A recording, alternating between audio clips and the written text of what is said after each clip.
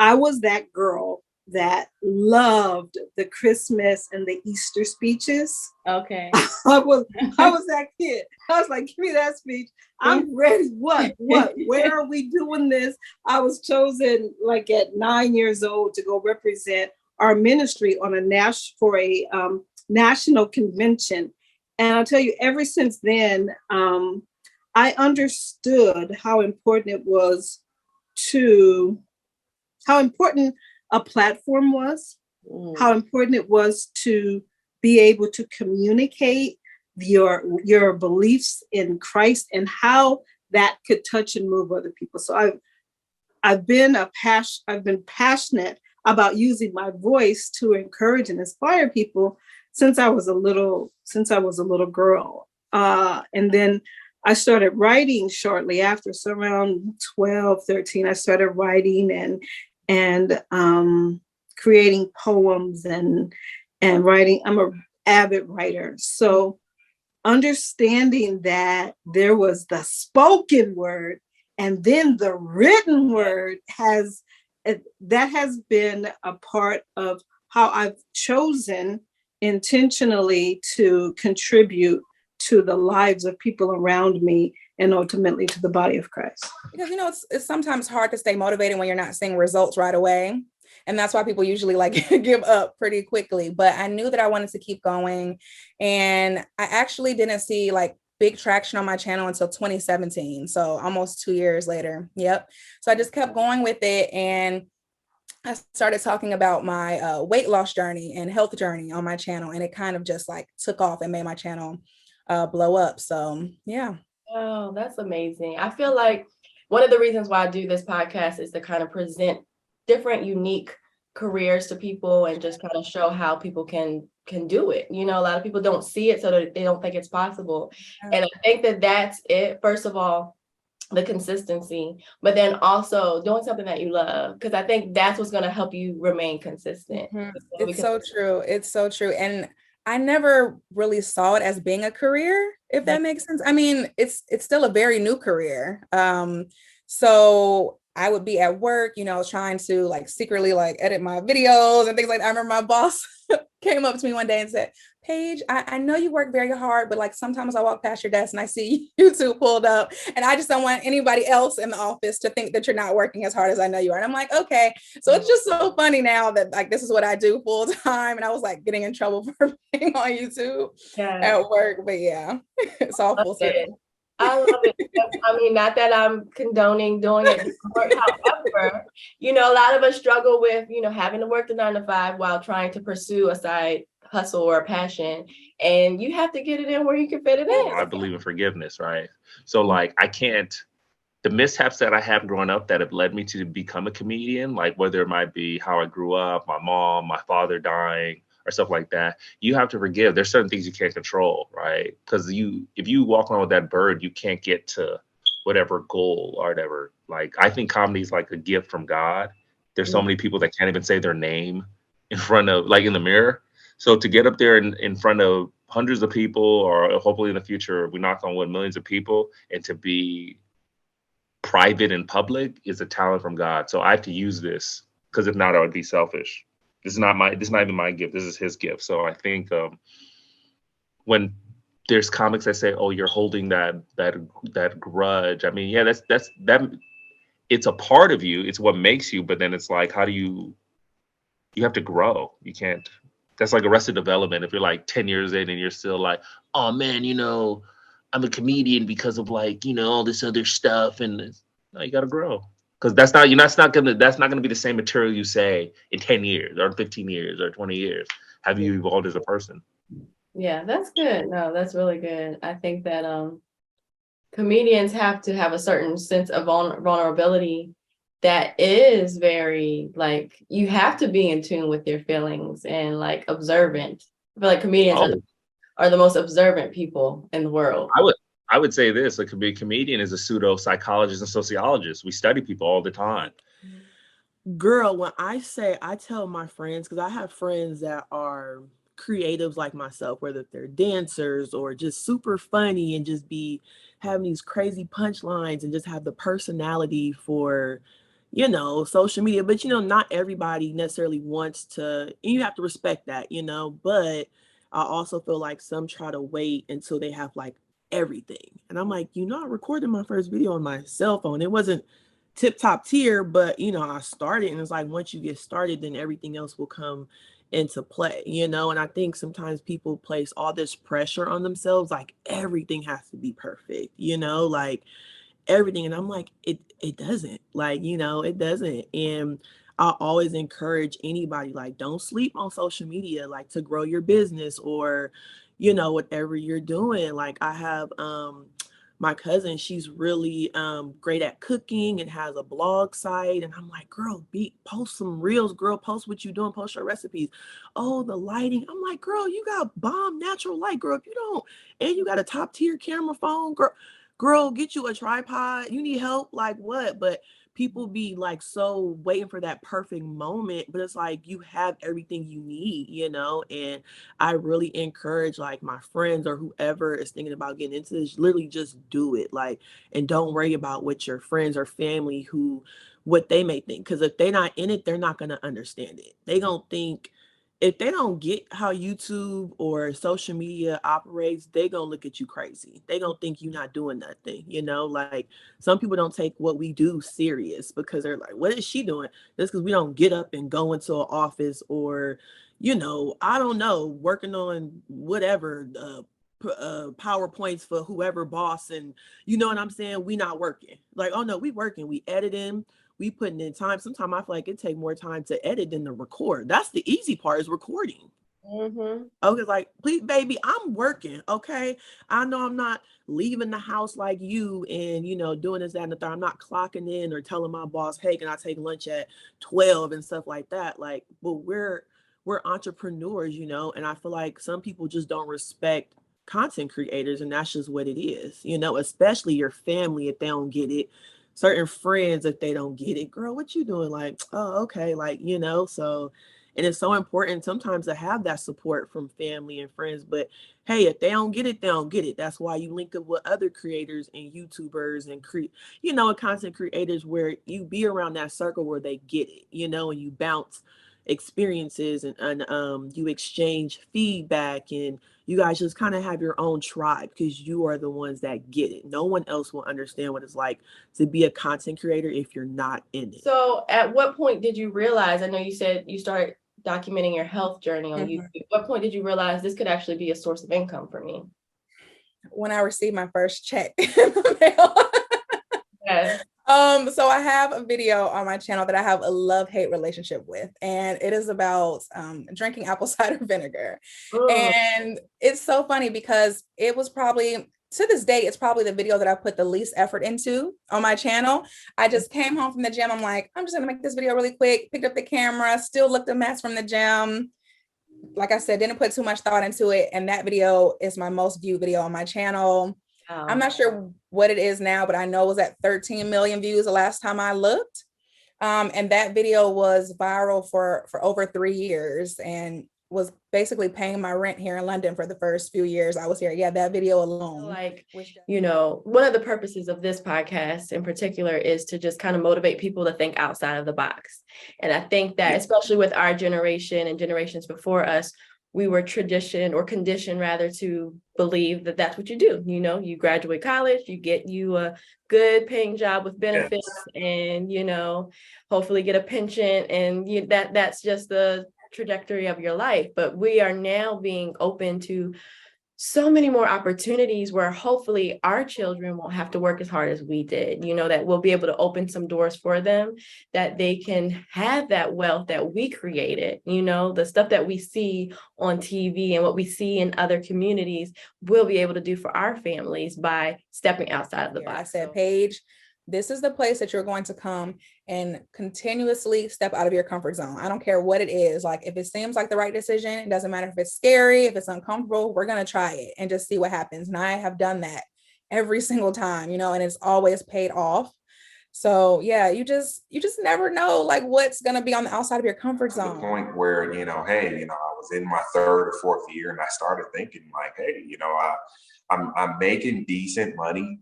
But I'm seeing a lot of different real estate around me. I want to get involved, but I just didn't know how to. And throughout that process, I'm also learning that, hey, I'm climbing the corporate ladder, but at the end of the day, I don't own it. I don't own the income. I don't own, the position. If my job were to let me go today, I couldn't pass it down to, my daughter or my family, right? So I needed something that I could actually own. I needed to provide some assets for myself that could in turn give me the cash flow that I needed to sustain myself and my family. I would say this in life, the monotony of life is like, you have to be serious. We're all trying to walk this line of being better or doing better for ourselves, our families, and our like significant others, right? So you're trying to do the best job of trying to do right, whether it's go to work, be responsible with your kids, and etc. The great thing about comedy is comedy gets to look at life and kind of look at weird things in kind of like an abstract way that we are not able to point out in everyday life. I took a good month before I even had a name. And it was one of those things I had to really, pray about, because I didn't want to just name it anything.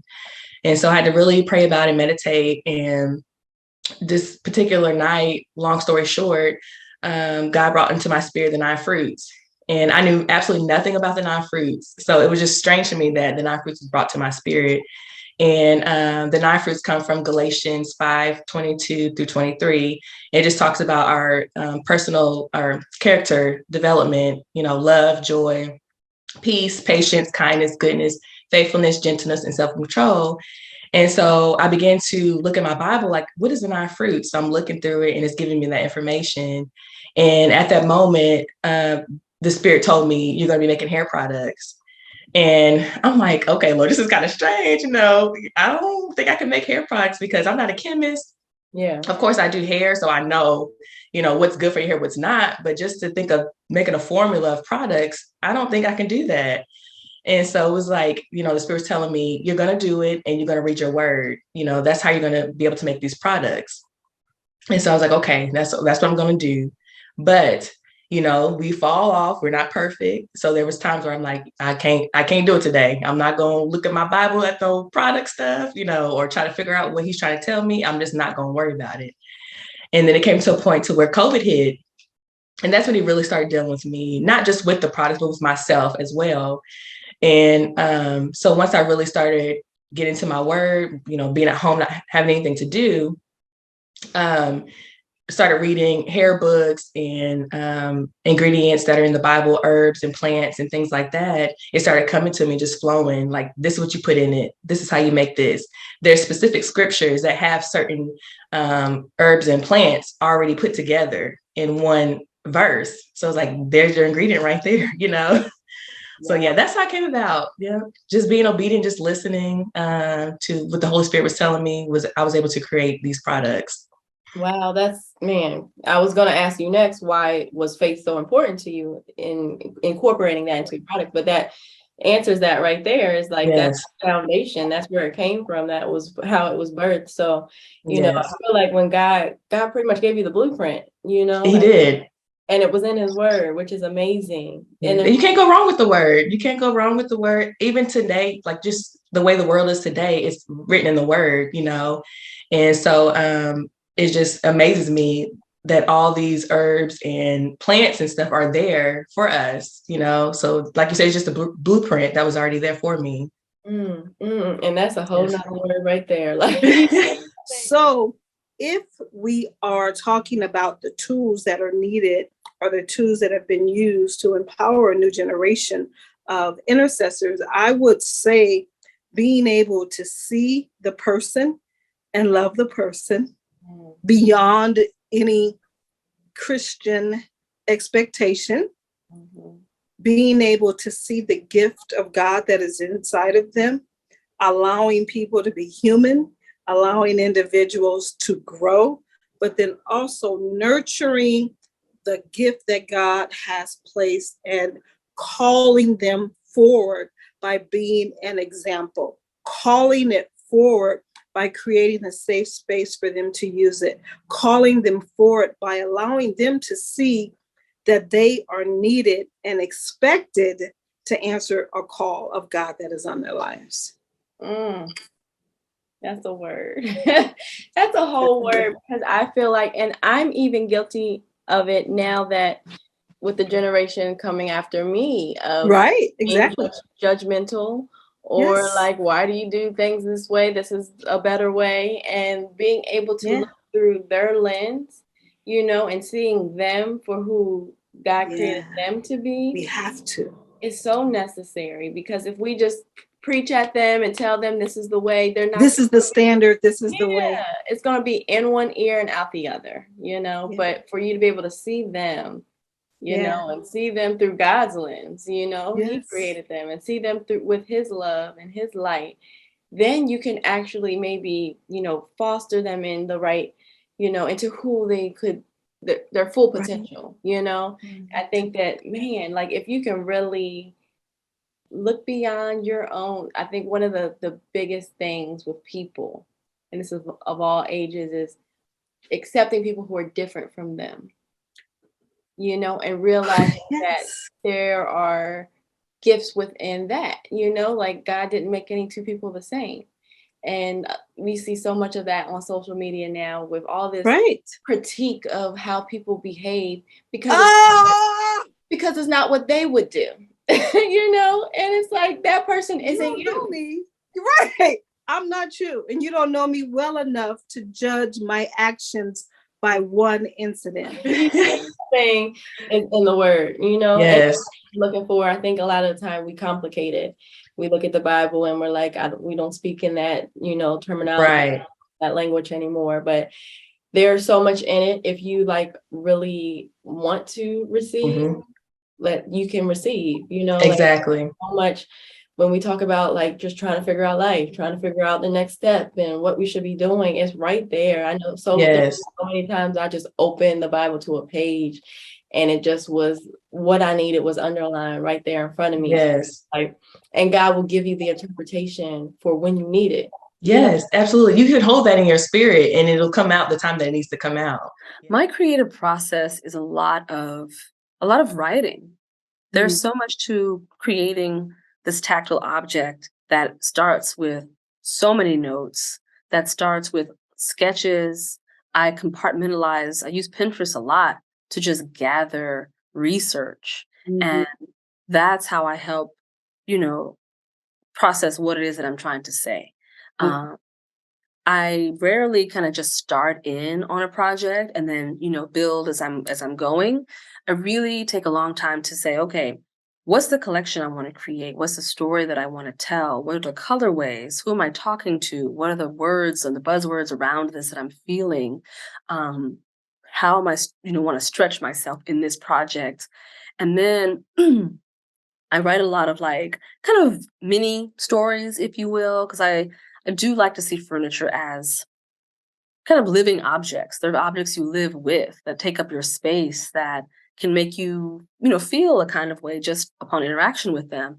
And so I really take time with like sort of patterning colors together, figuring like, okay, does this shade of pink work with this shade of blue? Or does this black go with this cream?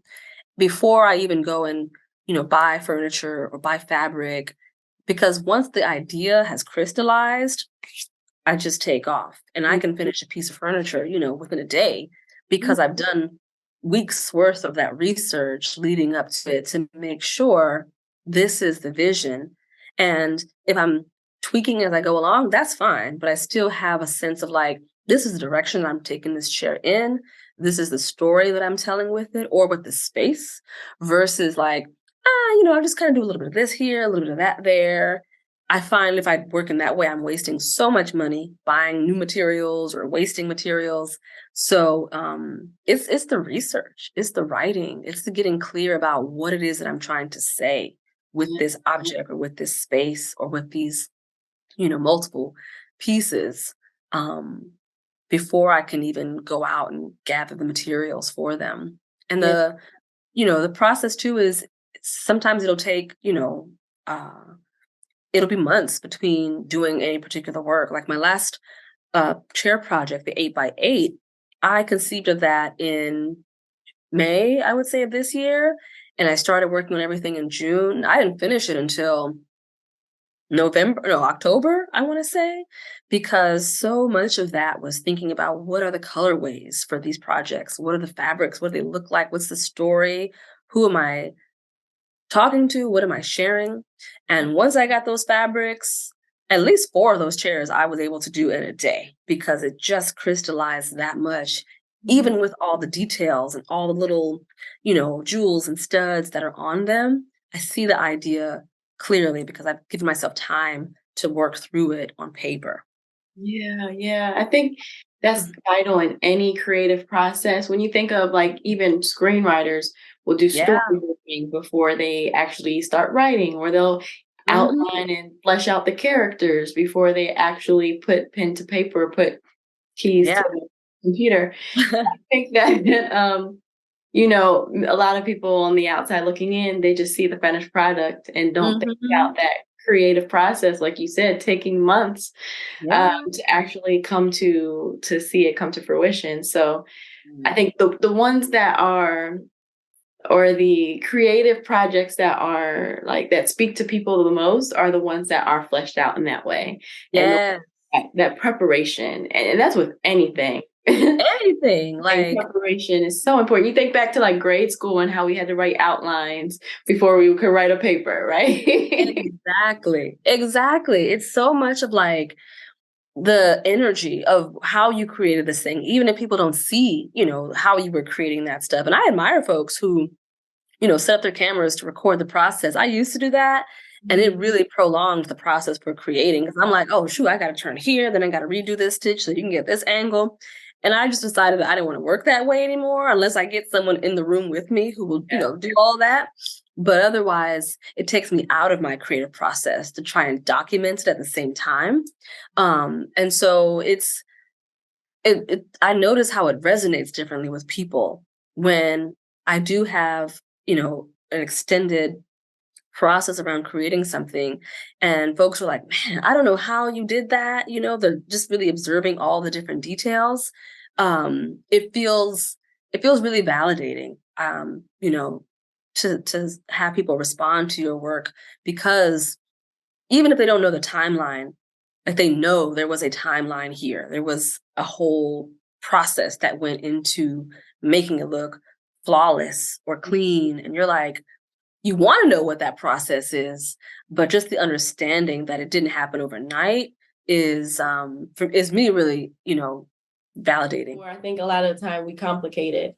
We look at the Bible and we're like, we don't speak in that, terminology, that language anymore. But there's so much in it. If you like really want to receive, you can receive, Exactly. like, so much. When we talk about like just trying to figure out life, trying to figure out the next step and what we should be doing, it's right there. I know so many times I just opened the Bible to a page and it just was what I needed was underlined right there in front of me. Yes. And God will give you the interpretation for when you need it. Yes, absolutely. You can hold that in your spirit and it'll come out the time that it needs to come out. It's never too late. And that's one of the things I feel like is my duty to share with people, because I feel like so many people think, oh, it's too late for me to start something new. It's never like, I don't care if you're 40, 50, 60, whatever, right. Like it is never too late to get started and pursue your passion, because I feel like that's where true joy comes from. I'm happy when I'm creating. That's where I find joy. When I'm in a rut, I create and I get out of that rut. So find your purpose no matter where you are in life. No matter if you have kids, no matter if you're going through a divorce, no matter what your circumstances may be, that's where the joy is. So yes, most definitely. Where the joy is. Thank you everyone for watching. Thank you everyone for listening. This is Name a Better Duo podcast. We'll be here again, same time, same place next week. Have an amazing week. I'm your girl, Renee Nicole. And take care.